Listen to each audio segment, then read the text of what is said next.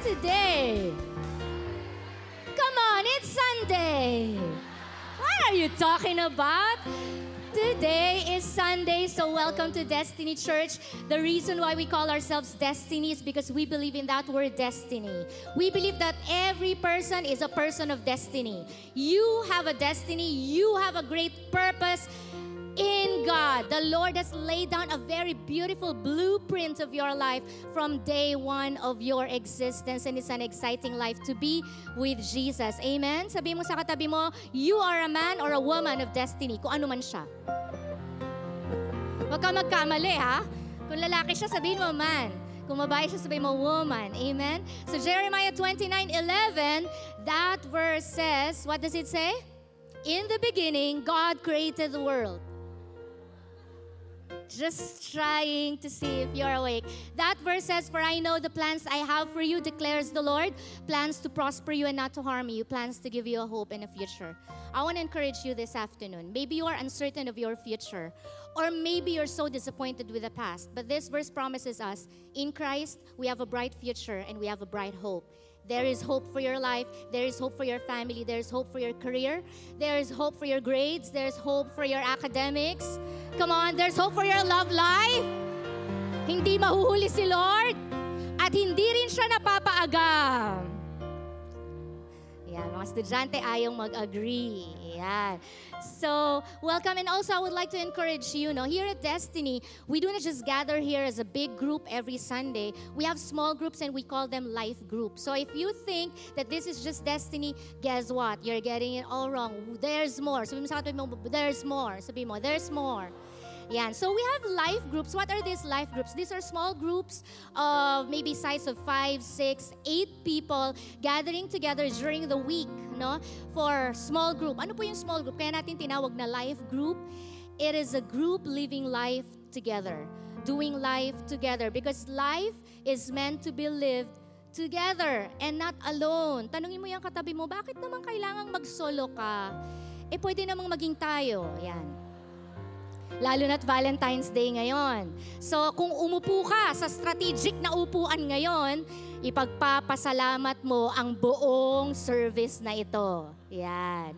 Okay? And also, I would like to announce to everybody that come February 28, when?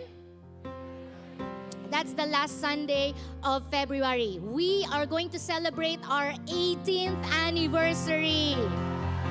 Destiny, happy birthday, And as we celebrate our 18th anniversary, we gave it a tag or a theme na homecoming. What does it mean? Because Destiny is not just your church. Destiny is not even a building. Destiny is just an organization. Destiny is first and foremost your family. Destiny is your home. So on that anniversary day, we intend to invite all the people that we have invited ever since the world began. You know that in the book of Genesis, chapter 1, verse 1. So all the people that we have invited, all the people who have been in your life groups, in your cell groups, kung nilumang panahon ka pa ang inabot mo, nag-attend ng service natin, simula pa nung panahon ng mga Hapon, giyera sa mga Amerikano, yan, invite po natin silang lahat. Why? Because on that particular day, we want everybody to know that you are part of this family and you are part of Destiny. So we want everybody to take part in that celebration. We're gonna celebrate 18 years of God's faithfulness, 18 years of fruitfulness. Akalain nyo, 18 years na tayo? So yung sa katabi mo, wala sa mukha mo. Wala sa itsura mo, ang edad mo. Ayan, okay. So this afternoon, are you ready for the word? Is it okay that I'm gonna be sharing the word with you? My husband is not yet here, so this is my last chance. So I'm gonna maximize my time. And since it's Valentine's Day, I hope you won't mind me being your date today. So we're gonna end maybe after 5 hours. Diba? Pag sa date, ayaw natin matapos kagad yun, diba? Joke lang po yun. What we're going to do this afternoon is, I'm gonna read a particular verse. That's gonna be our main text. And then I'm gonna explain that verse. And then we're gonna look at one story. Who loves stories? We're gonna look at a story right now, and we're gonna try to reenact it. Not me, everybody, not me. I tried last night at home. I practiced. I was laughing at myself. I did not like it, so I thought if I did not like it, I'm sure you won't like it as well. So I'm not going to do that. But we're going to look at a story, and this particular story is about love. The people who are bitter, they want to go home right now. I can feel it. I can feel it. So let me pray for you. Let me pray for you. Lord, all over this place, let there be no bitterness. Okay, we're going to talk about love. We're going to look at a story and then draw out lessons and insights about love. And then I'm going to summarize it into 2 points. And then we're going to pray. And then you will be out on your dates already. Is that cool? You're excited about that? Let's pray. Lord, we thank you for your word. Let it speak powerfully to us. Grant us the capacity to be changed by your word. Lord, to be overflowing with your love today, Lord God. We thank you. We love you. In Jesus' name we pray. Amen and amen. Come on, palakpakan natin si Lord. The title of our message for today is Bitterness. You like it, huh? You like it. Sabi nung iba, buti na lang. Sinasabi ko na nga ba? No, I'm just kidding. It's Valentine's Day. It's Heart's Day. Right? No? Asu, sabi nung iba. Na, asu, ayan. Okay, pagbigyan na natin yung Valentine's Day. So, ang title ng topic natin ngayon, Love at its Best. Do you know that love should always be at its best? If you're gonna love, make sure that it's at its best. It's at the highest level, the best level there is. Why? Because if you say you're loving but it's not at its best level, I'm gonna have doubts. Magdududa talaga ako kung yan ay tunay na pag-ibig. Yung dito, okay, may revelation sila. No? Yung dito parang bitter pa rin sila. Hindi, joke lang. Uy, lalong naging bitter, oh. Love can be defined in so many ways. Okay, welcome to afternoon service. Afternoon service is Taglish service. In here, English is limited edition. And Tagalog is bottomless. Okay? So, love can be defined in so many ways by so many different people. Lumakad ka sa mall, ang daming quote ngayon ng love. Tama? Pumunta ka sa National Bookstore, talaga naman, namamayagpag ang mga Valentine card. Tama ba? Sa Twitter, sa Instagram. Kaya nga ba, may dalawang emosyon kapag araw ng Valentine's Day. Dalawang emosyon. Kasi nga kahit saan ka pumunta, pag-ibig ang pinag-uusapan eh. Kahit saan ka pumunta, nariyan pa yung alam niyo yung shape, yung cut-out, no? Magkuholdingan sila, ganon. Silhouette ng babae, lalaki, ganyan. O kaya naman puso. Ayan. Tapos may lalaki, may babae, ganyan. Eh ang problema, solo ka lang sa buhay mo. Tapos hindi ka pa sure kung may puso ka, no? So every time nakikita mo yan, hindi mo alam ang mararamdaman mo. Matutuwa ba ako sa Valentine's Day na to? So mixed emotion tayo, tama, no? Hindi ka makarelate, no? Yung iba naman relate kasi may mga love life sila. Ayan. Kung ano man yang natututunan nyo dahil nasa church tayo ngayon, sa Bible tayo titingin. Nakuha natin. Kasi paglakad nyo dyan, ang dami nyo nang mababasa dyan eh. Eh dito lang sa church yung opportunity. Aba, tingnan nga natin sa Bible. Ano bang tunay na kahulugan ng? Yan. Pag-uusapan natin ang love. In Tagalog, another term for pag-ibig is? Yan. Sino sa iya naghahanap ng pag-ibig? Taas ang kamay. Sino mga singles? May mga singles and working. Singles and you are already working. Okay. Okay, all over this place, look around. This is your chance. Come on, guys. It's Valentine's Day. Come on. Take advantage of this chance, okay? Okay. Your destiny is just somewhere out there beneath the pale moon star. Para naman po sa mga kasal na, sana hindi ka nalilingon. Tumingin ka lang dyan sa asawa mo. Okay. Para naman sa mga estudyante, simple lang. Ang payo ko sa inyo, lagi kayong titingala, tingin kay Jesus. Si Jesus ang love life mo. Okay? So let it be decreed, no? Ordinansang destiny. Si Jesus ang love life mo. Our main text for today is from John chapter 15, verse 13. This verse says, "Greater love has no man than this, that a man lay down his life for his friends. This is our main text and we're going to look at this verse. Sabi doon, there is no greater love than this. So dahil sinabing wala na daw mas titindi pa, wala nang mas bobongga pa, wala nang mas magiging mas astig pa sa pag-ibig na to, kundi itong pag-ibig na ito. So kung sinabing wala nang hihigit pa dyan, ibig sabihin, this is love at its best. And if we're going to learn about love, let us not learn about love at its lowest level. Let us learn love at its best level so that that is the kind of love that we will receive in our life. And in connection with that, that is the kind of love that we will be able to give out to other people. Because you cannot give what you do not have. Tama po ba? So you cannot give love if you do not have love. And at the same time, if what you know about love is so shallow and so cheap, then that's the kind of love that you will be able to give. But here in the church, in Destiny, we don't want cheap love. We don't want love just by talking. We want the real love. Just 3 people want that. Who wants to get married out of fake love?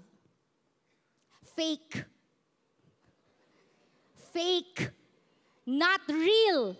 What if somebody tells you, I love you, 60% of my heart? Are you going to be flattered? Somebody gives you a rose today. I love you, sis. You're so beautiful. I love you, 42.5%. I computed it, and I took a square root of everything. And that's the computation. And I realized that what you deserve. We don't want that. Love demands 100%. Love always demands 100%. So if we're going to learn love, let's learn it the way it was given in the scripture. And it says in that verse, greater love is no man than this. And what is this kind of love? It says, a man laying down his life for his friends. This is actually Jesus preaching to his disciples and the people around there listening to them. And Jesus was actually talking and referring to what he is about to suffer.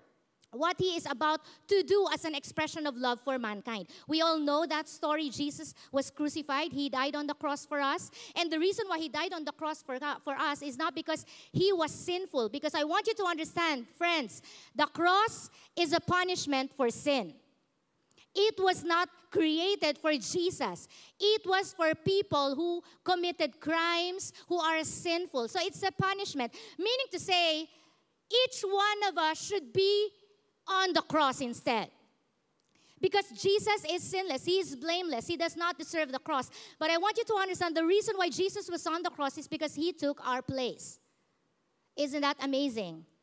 He took our place. So he said, instead na siya ang parusahan, sabi niya, Ama, lahat ng kasalanan ng mga taong ito, ipatong mo sa akin at lahat ng kabayaran, ako na ang magbabayad.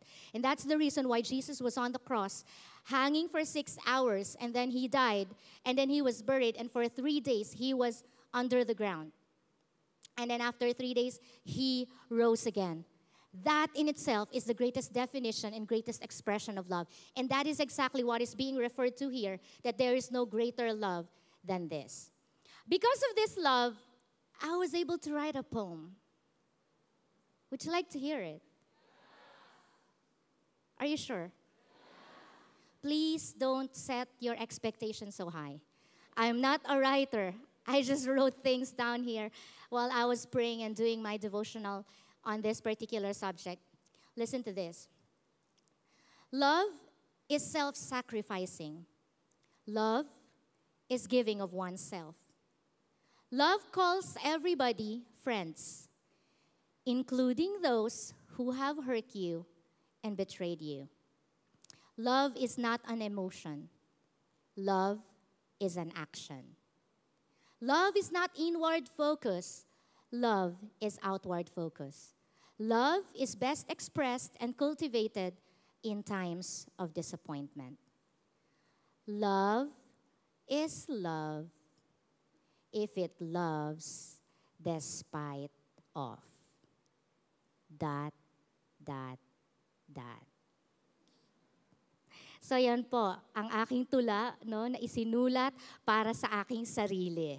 Binasa ko sa inyo para marinig nyo. You know, love is a very huge topic. I told my husband, this is the hardest time of my life preparing for a preaching because love is big. And when you look at the Bible, first page of the Bible until the last page of the Bible, it's all about love. So if you ask me to preach on love, that means I would have to preach from the whole Bible in itself. Because the whole Bible is about love, the love of God reaching out to mankind. And today, I pray that you're going to go through with me in this story as we journey into the discovery of what is this love. We're going to look at the story of Jesus and Peter, their relationship. Peter, as we all know, is one of the disciples who is closest to Jesus. No? Isa siya sa mga closest kasi isa siya sa 12.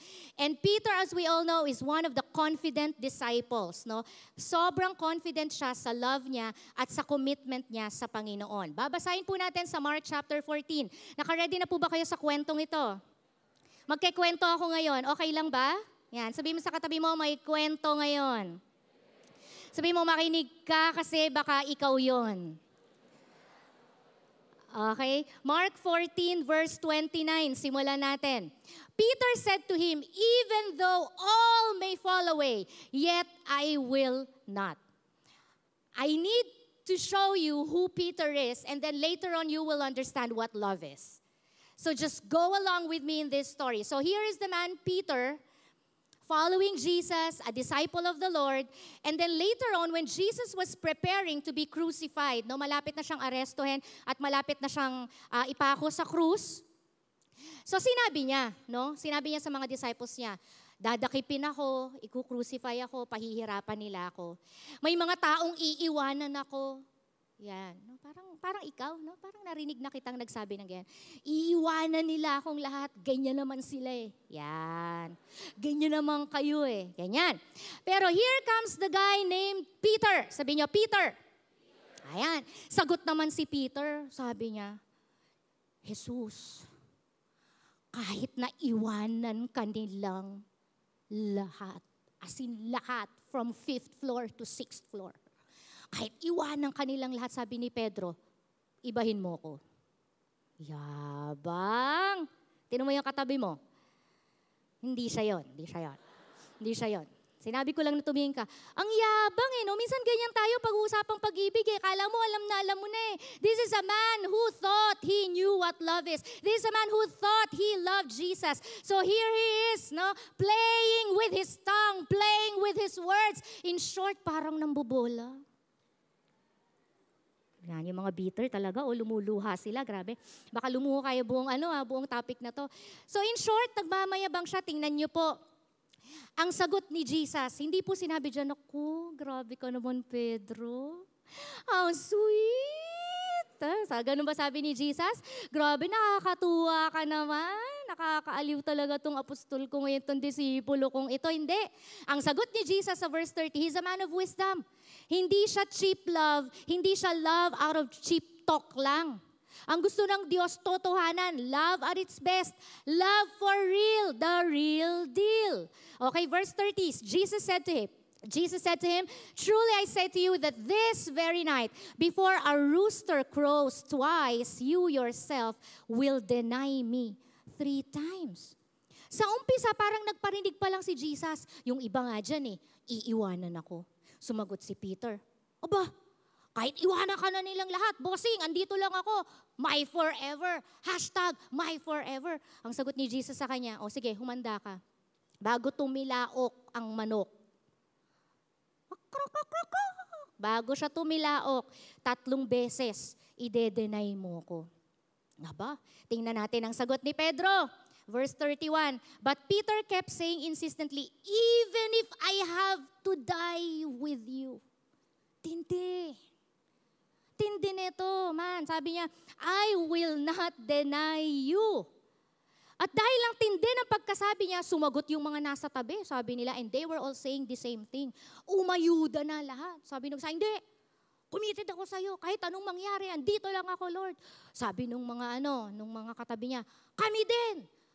Alien! Sabi nila, ganyan. No? So, amen sila lahat. Agree sila kay Peter. Ang yabang eh. Alam niyo, warningan ko kayo, wag tayo masyadong mayabang. In fact, dapat hindi tayo mayabang. Pag-usapang pag-ibig, dapat walang yabang. Kasi ang pag-ibig nasusukat yan eh. nasusubok yan. Mas mayabang ka, mas matindi pagsubok niyan. Kasi si Pedro ang yabang niya at ang tindi ng pagsubok sa kanya. Okay. So ito ngayon si Pedro. Anong larawan ni Pedro?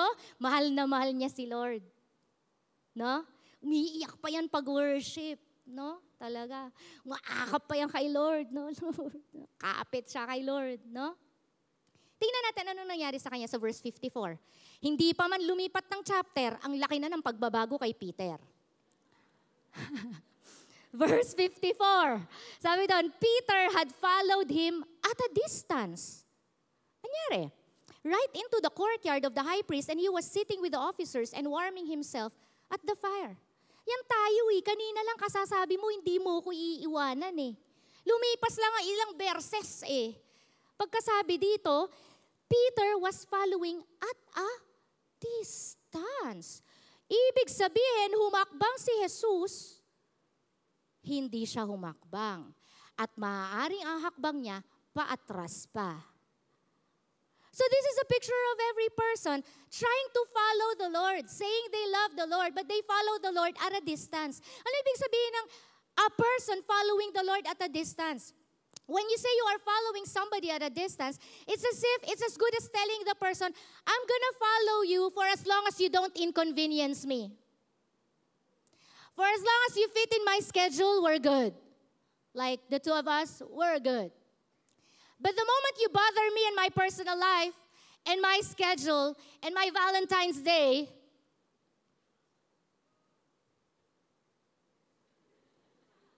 I'm not gonna follow you anymore. So here is the man who started so well. Are you listening?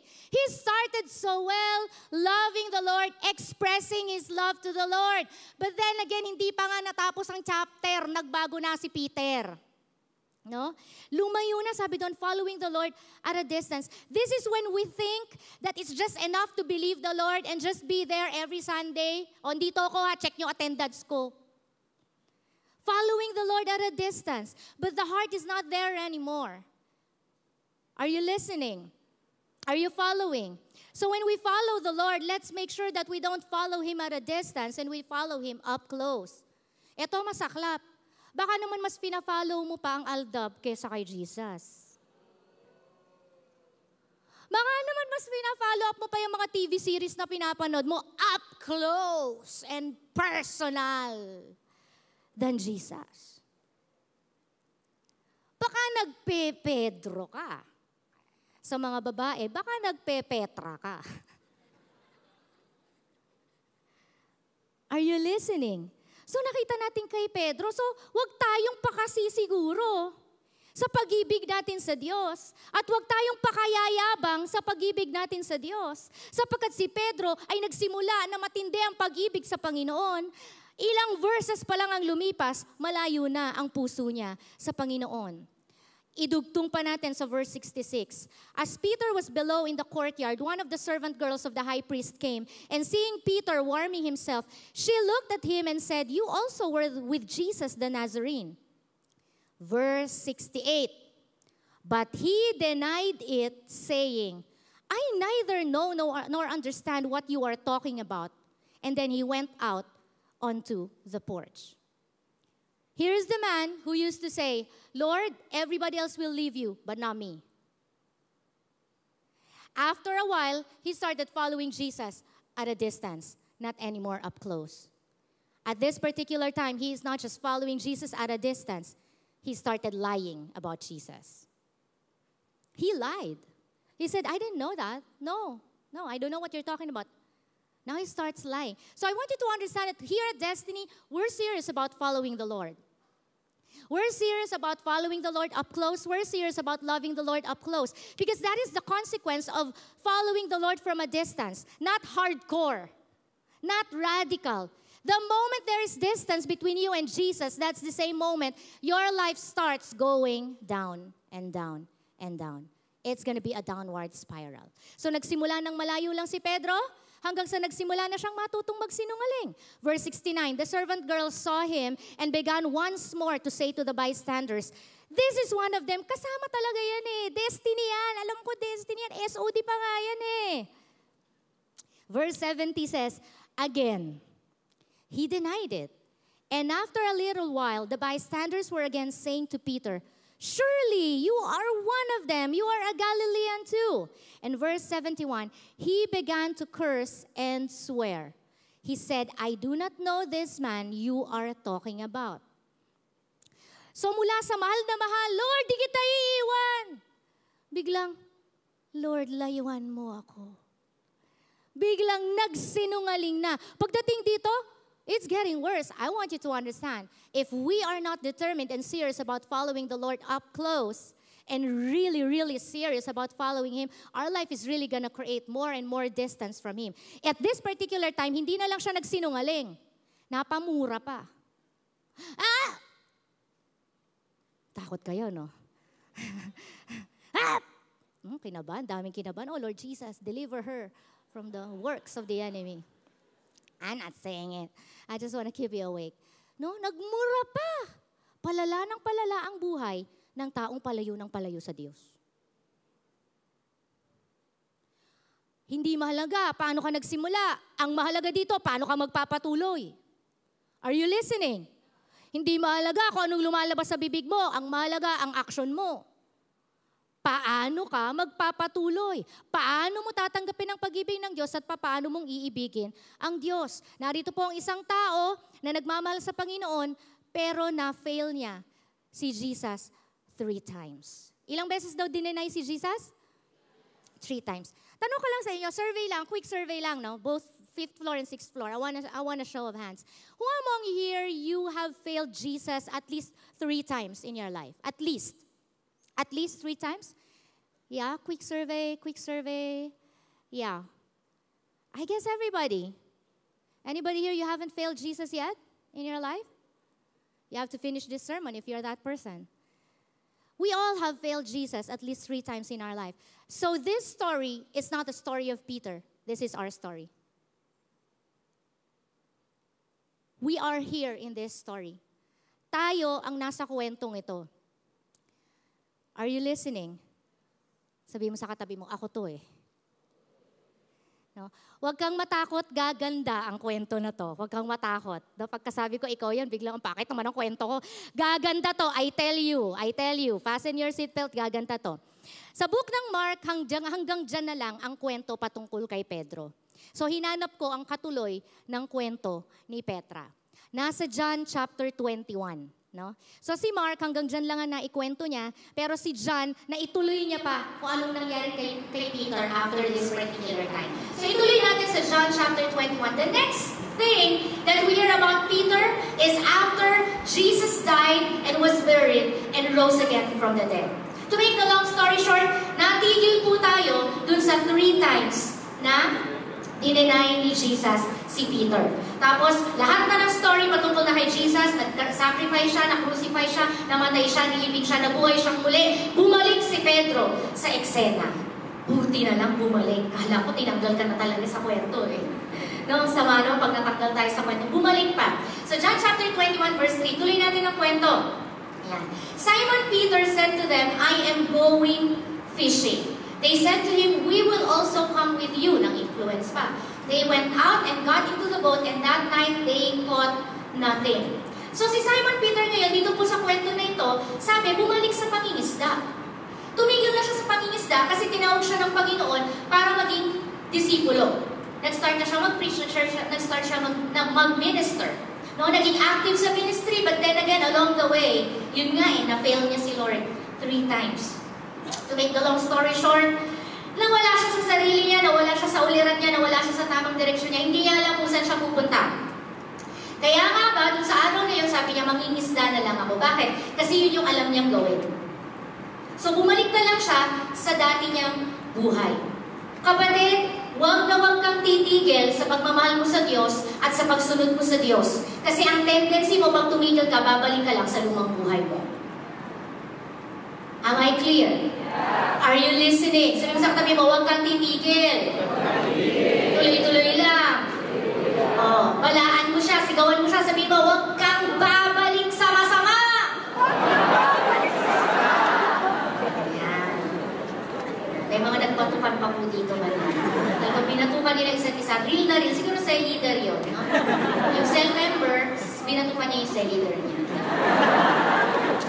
So Peter went back fishing. Why do you think he went back fishing? Because he was disappointed. He was disappointed. He was at the point whereby he almost at the point of conclusion, na sinasabi niya, this is not for me. This is not gonna work for me. It's so hard to be a Christian. Yung SOD na yan, ang hirap niyan. Imposible yan. Yung destiny na yan, hirap niyan. Yung post-encounter na yan, hirap niyan. Pre-encounter, hindi para sa akin yan. Encounter, hirap niyan. Huwag ka nang tumingin sa katabi.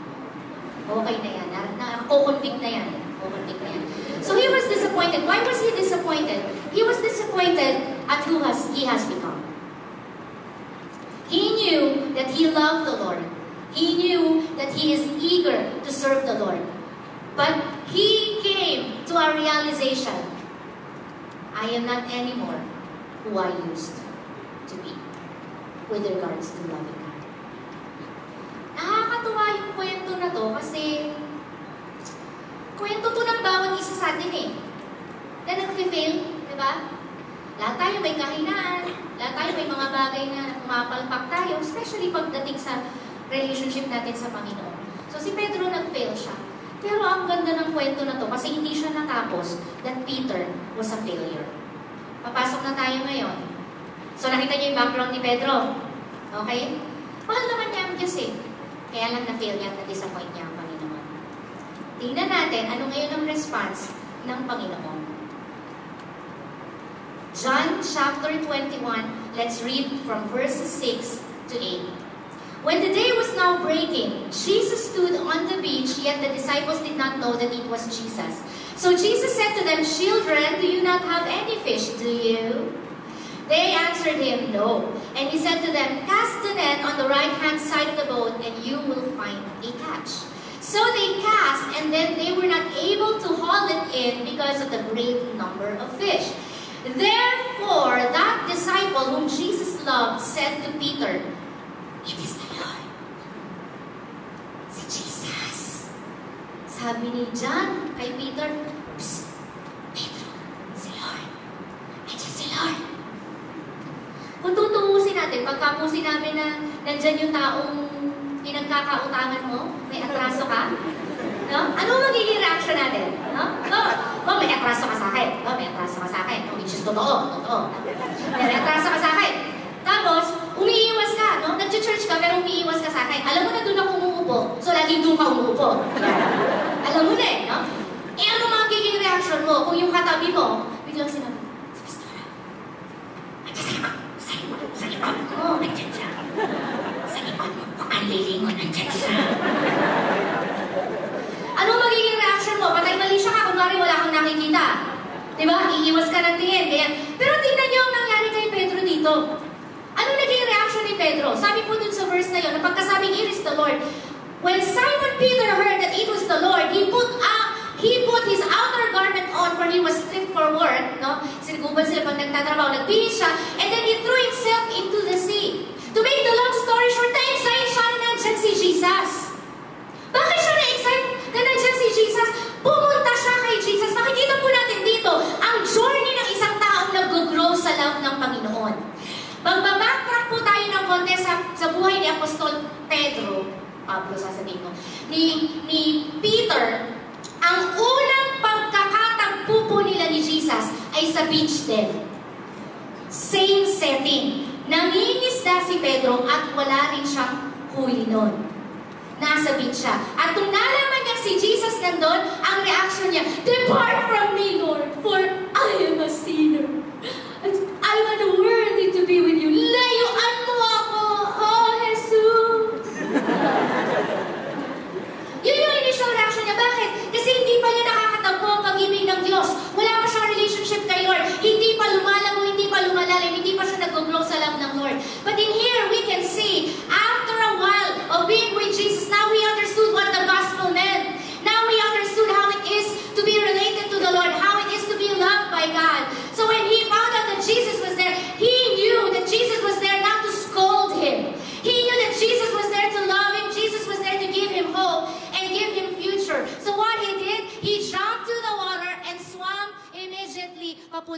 kay Jesus. That is what happens to us when we grow in our love to the Lord, when we grow in our relationship with God. The shallower your relationship is with God, your tendency is always to withdraw. Your tendency is always to run away. When the Lord is speaking to you, the Lord is reaching out to you, your tendency is always to think, I am not worthy of that. But the more you grow, the more you understand the love of God, you may have failed so many times the way Peter did, pero nag-grow din. Si Peter, nag-grow din. Nag-grow siya, oh. Sabi dito, nalaman niya si Jesus, hindi siya nagpatay mali siya. Hindi siya nagsabing, akin na yung bag mo, akin na yung bag mo, itabon mo sa ulo ko, ipasok mo sa ulo, dali, pasok mo yung ulo ko sa bag mo, dali. Hindi siya nagtago. Hindi siya nagsabing, diyan kayo sa harapan ko. Huwag niya sasabihin, nandito ako. Hindi. Sabi niya, si Jesus nandyan. Wait lang ha, dyan muna kayo, tas takbo siya kay Jesus. Alam niya na kay Jesus may pag-asa pa siya. And I want you to understand a little bit, another part of this story. Alam niyo po, sa kwentong ito, tapos na po ang mission ni Jesus eh. Namatay na siya eh. Nilibing na siya, nabuhay na siyang muli. Immediately, after 3 days, pwede na siyang bumalik sa heaven. Are you listening? Are you following me? Pwede na siyang umuwi. Bakit? Kasi tapos na yung mission niya. Yun lang naman ang ipinunta niya, di ba? Para tubusin tayo sa kasalanan natin. Para mamatay siya on our behalf. To take our place and be crucified. To take all the punishments for our sin. And then, tapos na. Pero tingnan po ninyo ang dakilang pag-ibig ng ating Panginoon. Pinili niya po na wag munang umalis. Bakit? Ayaw niyang iwanan si Pedro sa kalalagayan niya. Ano bang kalagayan ni Pedro? Nagkasala siya, disappointed siya, frustrated siya. Maybe there are some of you here, you are in that state right now. You have disappointments in life. Maybe could be about the past, could be about the present, or even right this particular moment, you have disappointments in life. But I want to encourage you this afternoon. You know what? Jesus will not leave you at that state. Jesus will always go out of his way to reach out to you, to meet with you, and change your disappointment into your gladness. Change your sin into your strength, in your capacity to love God. Ang Panginoong Jesus po, hindi pumayag na iiwanan niya si Pedro sa ganong estado. Yan po ang dakilang pag-ibig ng ating Panginoon. Kahit na tumatakbo ka na, kahit na lumalayo ka na, kahit na umiiwas ka, kahit na nagkakamali ka pa rin, ang Panginoon patuloy na hinahanap ka. At kahit nasaan ka man, makakatagpo ka niya. Ladies and gentlemen, this is love at its best. Ang ibang pag-ibig, kapag nagkamali ka na, iiwanan ka na. Ang ibang pag-ibig, pag nagkulang ka, pababayaan ka na. Ang pag-ibig ng Diyos, mas nagkukulang ka, mas nagre-reach out siya. Mas nagkakamali ka, mas inaabot niya ang kamay niya. Kapatid, anak, hindi mo na kaya sa sarili mo, akong bahala sa'yo. This is how much God loves each one of us. Don't ever be thinking that coming to church is just spending an hour and a half, or 2 hours in church, just to be encouraged, just to be entertained, just to feel good for a little bit. Coming to church is about the love of God. Coming to church is about understanding the love of God. And coming to church here at Destiny is not just about coming to know the love of God, but it's about growing in the love of God. Destiny people, and maybe it's your first time today, your family members, your siblings, or your kids, or your parents invited you. We want you to know that the reason why we do church every week is we want to grow in the love of God. Amen? Because it is in our growth in that love, the love that is at its best, that we will experience change. We will experience the blessing of life. Amen? Who wants to grow in love? Who wants to grow in loving the Lord? Amen. Praise God. That's my prayer. Let's continue with the story in verse 9. Paganda ng paganda tong storya na to. Love at its best. Verse 9. So when they got out on the land and they saw a charcoal fire already laid and fish placed on it, and bread, Jesus said to them, "Bring some of the fish which you have now caught." Simon Peter went up and drew the net to land, full of large fish, 153. And although there were so many, the net was not torn. Mag-pause tayo for a while. Paganda ng paganda to. Pero sabi dito, nakakita si Jesus daw nag-iihaw. Tapos hiningi yung mga isda. Tapos sabi doon, nakahuli daw sila ng 153. Sabi niyo, 153. Anong significance niyan? Gusto niyong malaman kung anong significance ng 153? Gusto niyong malaman? Are you sure?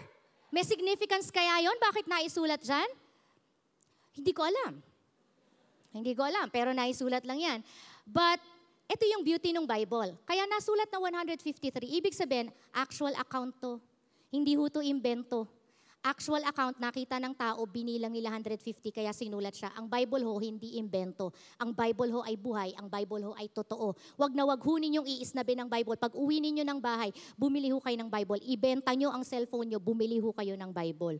Mahalaga ho ang Bible. Nakuha natin, ang ganda ng high heels mo, wala ka namang Bible. Ayan, natawa sila. Sa pagtawa, kasama ang guilt. Okay, verse 12, okay? Sabi ng isang pastor, ang mga Pilipino mahilig tumawa dahil yun ang kanilang paraan ng pag-handle ng kanilang guilt. Kita nyo? Diba? Yan. Verse 12. Ito na, verse 12. Ito na. Malapit na tayo matapos sa story natin at malapit na rin tayo humantong sa 2 points at malapit na tayo mag-pray, malapit na tayo mag-date. Okay. Verse 12. Jesus said to them, "Come and have breakfast." None of the disciples ventured to question him, "Who are you?" because they all knew that it was the Lord. Jesus came and took the bread and gave it to them, and the fish likewise. So here is Jesus, the man who knows love at its best. Here is Peter, who thought he knew love at its best. He tried his best, but his best just wasn't good enough. Ayan na naman ang mga bitter. Umaawit na naman ho ang mga bitter. Pero tingnan po ninyo, si Pedro, hindi ba, dinenay niya si Jesus. Ilang times? 3 times. Di ba? Sino sa inyo, meron kang kalaban, kaibigan, no? Niloko ka, dinenay ka, binetray ka, no? Kagaya ni Pedro na yan, no? Sino sa inyo, pag meron kang ganyang kaibigan na naging kaaway mo, paghahanda mo pa ng agahan? Aba, nung nagde-devotional ako, talaga sabi ko sa Lord, pambihira namang pag-ibig ito. Iniloko ko niyan eh. Paghahanda ko siya ng agahan, pero sisiguraduhin kong may lason. Hindi nga. Ako, honest ako sa inyo. Yan talaga naging damdamin ko. Nung binabasa ko, pinag-aaralan ko, pambihira. Magkikita rin tayo. Naku, sinasabi ko sa'yo, handang-handa na ako. As in, handang-handa ako. No? Handa na ang patalim, handa na ang ice pick, no? Handa na naka-high heels ka para yung takong mo, yun ang talagang ipopoke mo sa mata niya, ganyan. Bakit hindi kasi tayo marunong ng love at its best? Kaya dito pinakita ngayon ng Panginoon, love at its best. Niloko ka na, tinalikuran ka na, iniwang ka na, inalipusta ka na, inapi ka na, dinihado ka na. Ano ginawa ni Jesus? Halika, nagluto ako, kain tayo. Imba?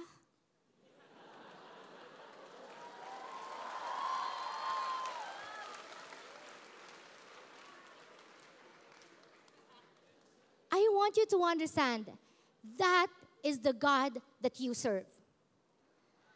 That is the God that we serve. That is the God that we worship.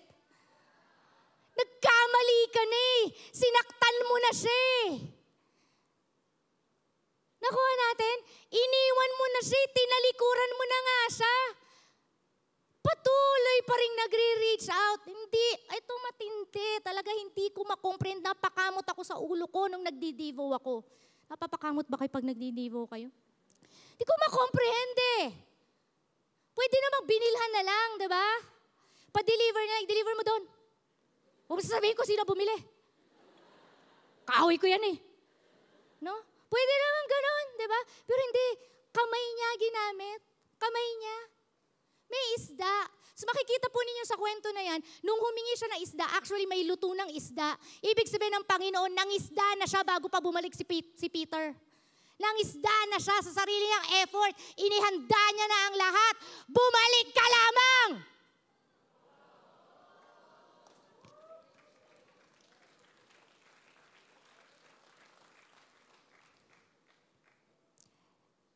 This is love at its best.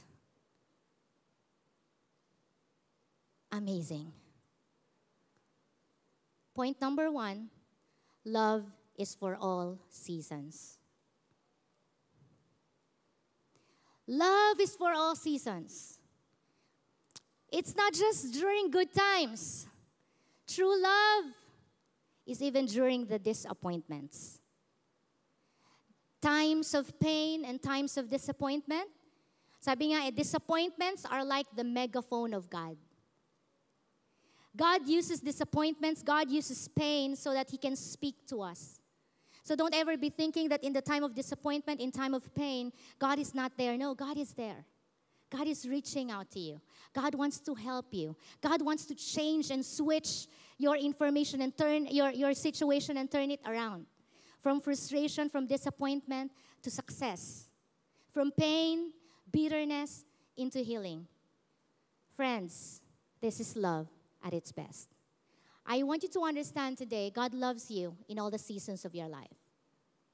And if we're going to love people, we're going to love people in all seasons of our life. Whether we're up, whether we're down. This is love at its best. Whether you please me or not, I love you.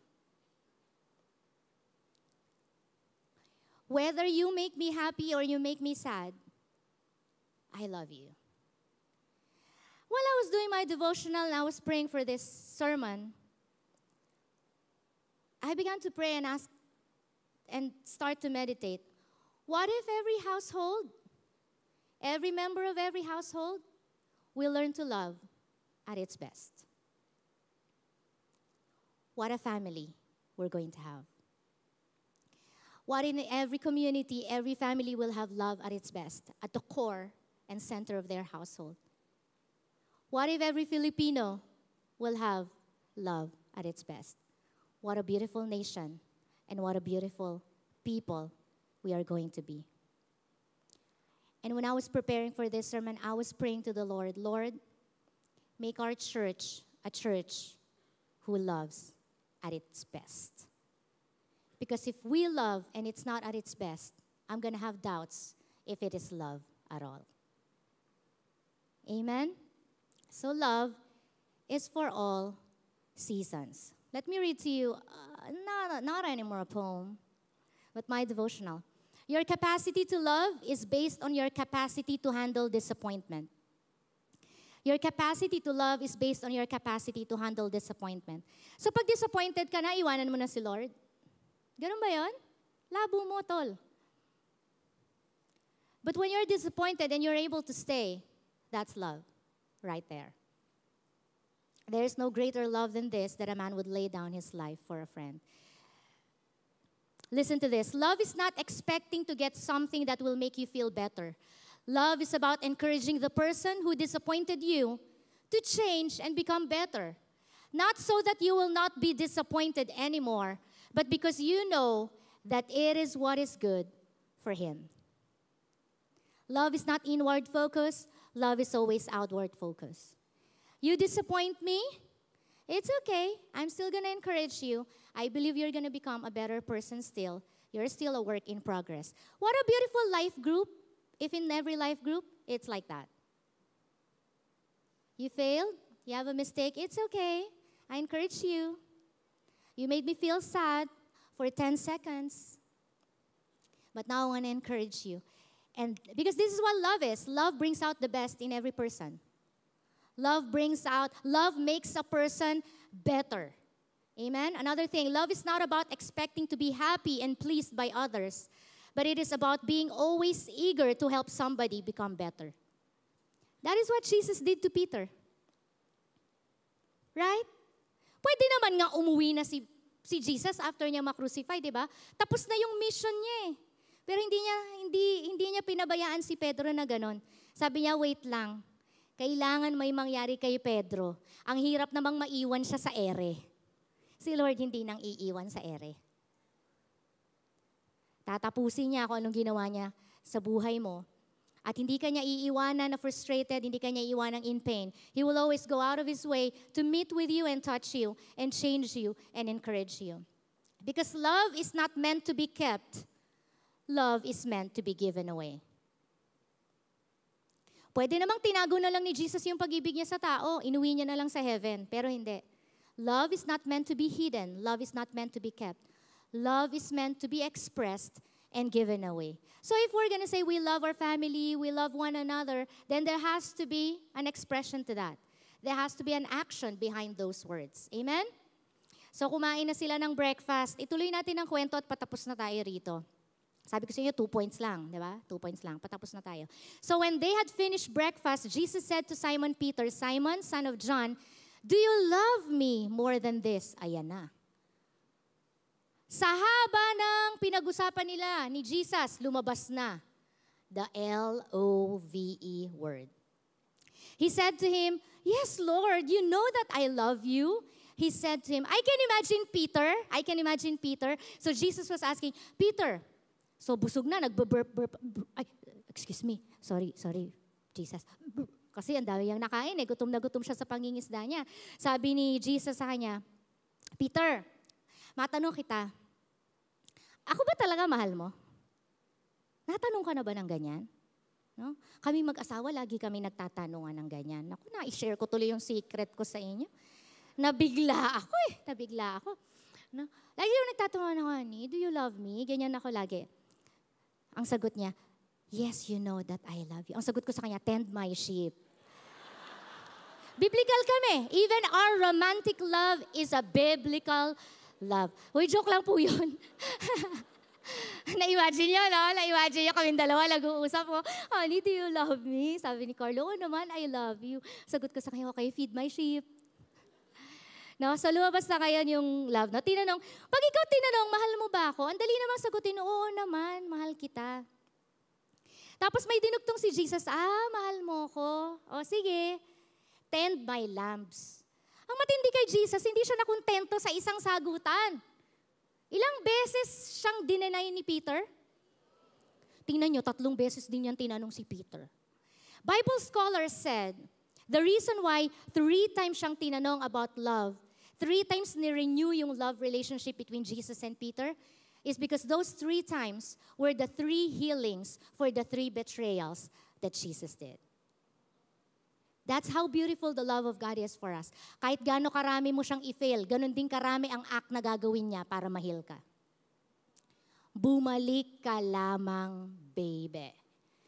Verse 16, He said to him again a second time, Simon, son of John, do you love me? He said to him, yes, Lord, you know that I love you. He said to him, shepherd my sheep. The third time, in verse 17, Simon, son of John, do you love me? This time, Peter was grieved because he said to him the third time, do you love me? And he said to him, Lord, you know all things. You know that I love you. Jesus said to him, tend my sheep. On the third time, si Peter naapektuhan na. Sabi doon, may kurot na sa puso niya. I-explain ko sa inyo kung bakit. Kasi po, ang love, meron po yung iba't ibang levels ng love. No? So yung isa pong love is agape love.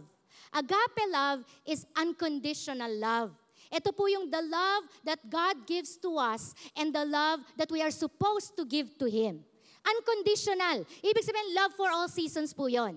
Yung agape love. And another love is phileos. Pag sinabing phileo, no, hindi ito yung phileo fish.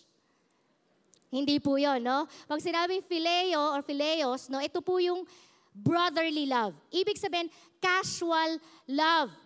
Ibig sabihin, I love you for as long as I'm getting something from you. But the moment I don't get anything anymore, then, sorry, I need to find somebody else to love. Ang babaw. So ganito po yung conversation nila. Agape, the verb for agape is agapao. Ang tanong ni Jesus kay Pedro, do you agapao me? Nabulol pa eh. Do you agapao me? Sagot ni Peter, I phileo you. Kaya pala, nung nakikita niyang dinadakip na si Jesus, hindi na siya mapagtatanggol, hindi na siya maipapakain, wala na siyang pwedeng makuha, natalikuran niya. Bakit? Kasi phileos pala. Pangalawang beses tinanong ni Jesus, do you agapao me? Peter said, Lord, you know it, I phileos you. Ay, hindi magpanagpo. Sa pangatlong tanong, ting! Do you agapao me? Kaya po may kurot sa puso ni Pedro for the first time in forever. Na-realize niya at na-accept niya, he failed Jesus in terms of loving Him. Na-realize niya, all this time, I was just giving God phileo kind of love. And all this time, He has been giving me agape love. And the reason why Peter was grieved is because he realized how much pain he has caused in the heart of Jesus. And this is a turning point in the life of Peter. From this time on, Peter understood what God's love is. And from this time on, Peter was able to respond to God's love with agape love. I pray that today will be a turning point in your life. I've been praying for this sermon and I've been praying for you. Every time I prepare for a sermon, I don't pray for the word. I pray for the people who will hear the word. I spent nights of interceding for you. It's not an accident why you are here today. I prayed for you. And I pray that today is going to be a day that you will have a turning point in your life. That you will receive the love of God in its full measure, and that you will be able to respond to the love of God and love Him back in the full measure that He deserves. And then after love was settled, Jesus told Peter, tend my lambs, shepherd my sheep, tend my sheep. Point number 2, love is on a mission. Love is on a mission. Kung akala mo ang pag-ibig, ine-enjoy lang ng isang babae at isang lalaki na nagkakainlaban sa isa't isa, ang babaw niyan. Tawag dyan, eros kind of love, romantic love. Yan po ang pinakamababaw na level ng love. So kung yan po ang pinaka-ina-aspire mo sa buhay mo, napakababaw po ng ina-aspire mo. Ang deepest and truest level of love is agape love. So nung nasettle yon sa puso ni Pedro, sabi ng Panginoon kay Pedro, kung talagang mahal mo ko, may gagawin ka. May action ka. I want you to understand that love is not just an emotion. Sabi nga ng tatay ko kanina, binulong niya sa akin, love is not a noun. Love is a verb.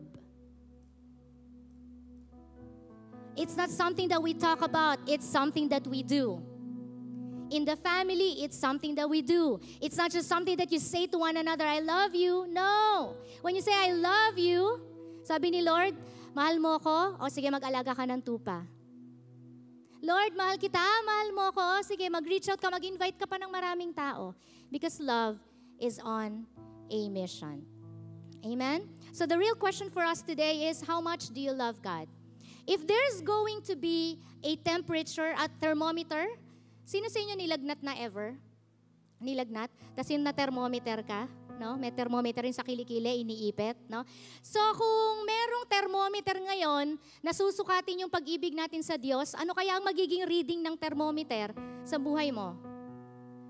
In terms of percentage, is it 0%, 50%, 75%, 95%, or 100%? Mahalaga pong isettle natin yan sapagkat sa Matthew 22 verse 35 to 39, ito po ang sinasabi doon.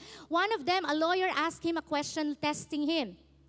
Teacher, which is the greatest commandment in the law? And he said to him, you shall love the Lord your God with all your heart, with all your soul, and with all your mind.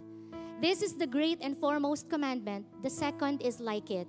You shall love your neighbor as you love yourself. This question was asked because in the Jewish culture, there are 613 commandments. Sa Torah po, merong 613 commandments. So once and for all, tinanong po nila si Jesus, Jesus, ano ba yung pinakamahalaga? Ang dami naming sinusunod. Ano ba yung pinakamahalaga? And I want to minister that to you. Maybe you have been doing so many things and you think these are the things that will please God. I'm sure ministry pleases God. I'm sure reaching out, preaching the word of God, inviting people, that truly pleases the Lord. But if we're going to ask the Lord today, Lord, what's the most important commandment of all? The most important commandment of all is to love God with all that you have. All your heart, all your mind, all your soul. Loving God partially is disobeying this command. It's not actually hate that is the opposite of love. The opposite of love is indifference. What is indifference? When you cannot offer love 100%.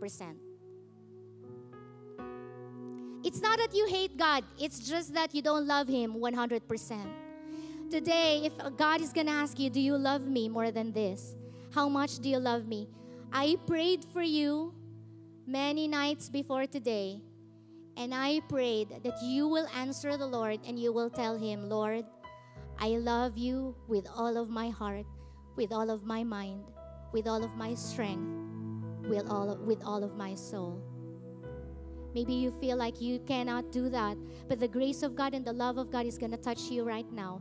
And His love overflowing in your heart will be the key and the motivation for you to be able to love Him as well.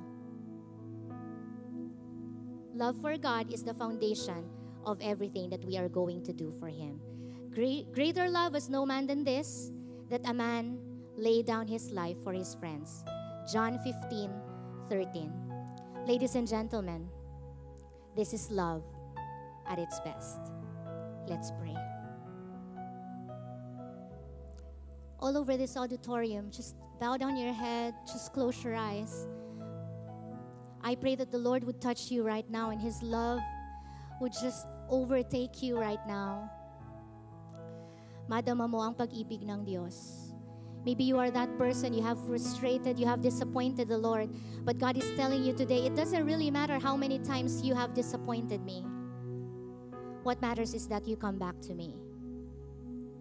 That is what true love is. That is love at its best. It doesn't really matter how far you have gone right now in walking away and running away from me. God is telling you today, what matters is that you are running back into my arms. And that you are running back to me.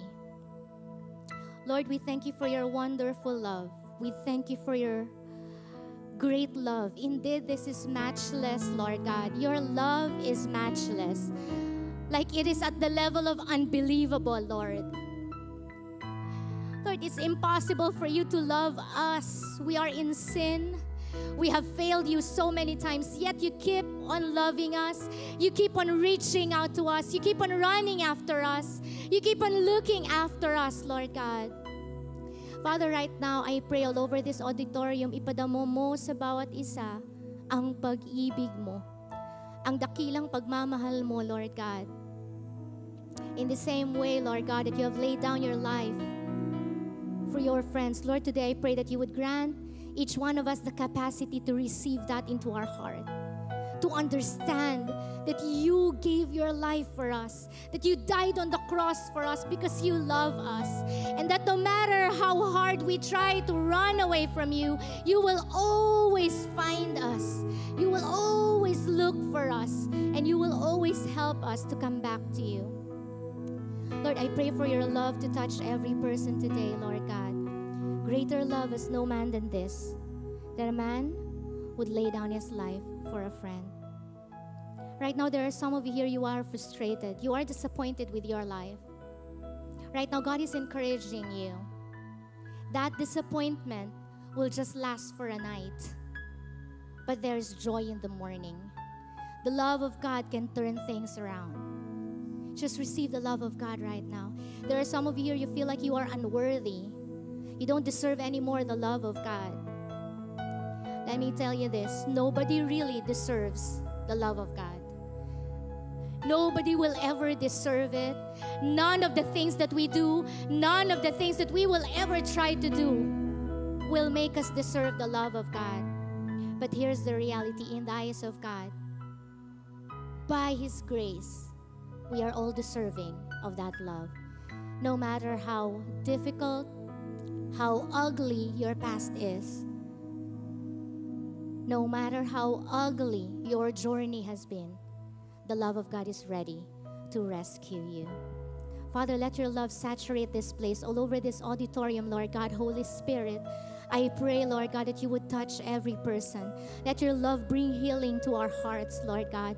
Let your love turn away every disappointment, every pain, every difficulty, every frustration, Lord God. Lord, turn our sorrow into joy, Lord God. Turn our frustration into dancing, into rejoicing, Lord God, knowing and understanding that you love us no matter what. Father, we thank you for this afternoon. Today, we receive love. Not the shallow level of love, but love that is real, the love that comes from you. Love that is at its best. We thank you, Lord. We love you, Jesus. In Jesus' name we pray. Amen and amen and amen. Come on. Give the Lord your best praise. Come on.